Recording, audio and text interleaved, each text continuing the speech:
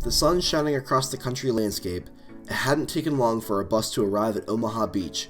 Although the weather upon our visit was absolutely gorgeous, on June 6, 1944, the landscape would have appeared much differently, as this had been the bloodiest of the Normandy landing sites.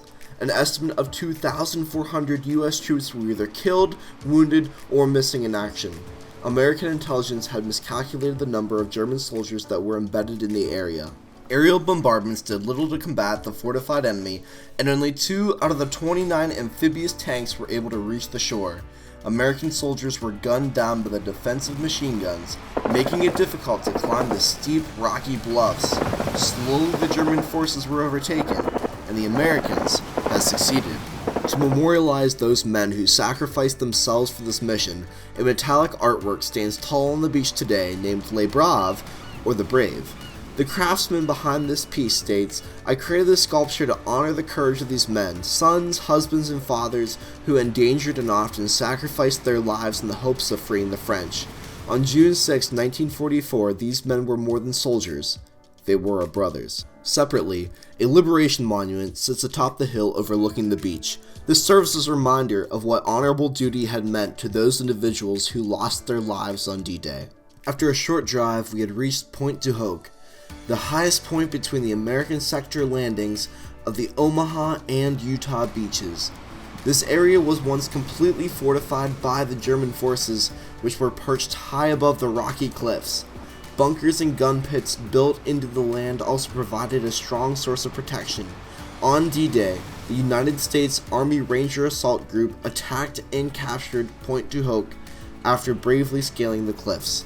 As our group walked along this beautiful landscape, a stronger sense of appreciation for this event was easily felt. One cannot begin to imagine the courage that it would have taken for these soldiers to attempt such a feat in order to secure this victory. To commemorate the 40th anniversary of the Normandy D-Day invasion, U.S. President Ronald Reagan had once given a speech on this very land telling the story of this prominent historic location. We're here to mark that day in history when the Allied armies joined in battle to reclaim this continent to liberty. For 4 long years, much of Europe had been under a terrible shadow. Free nations had fallen.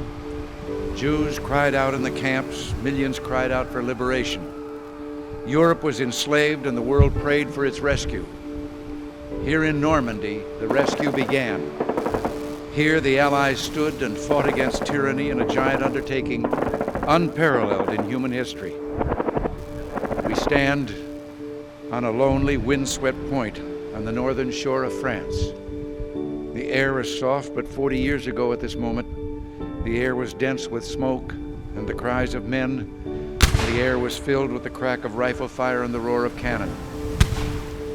At dawn on the morning of the 6th of June, 1944, 225 Rangers jumped off the British landing craft and ran to the bottom of these cliffs.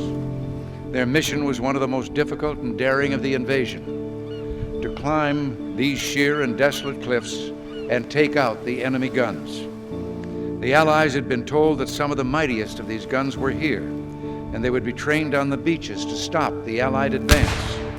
The Rangers looked up and saw the enemy soldiers at the edge of the cliffs shooting down at them with machine guns and throwing grenades, and the American Rangers began to climb. They shot rope ladders over the face of these cliffs and began to pull themselves up. When one Ranger fell, another would take his place. When one rope was cut, a Ranger would grab another and begin his climb again.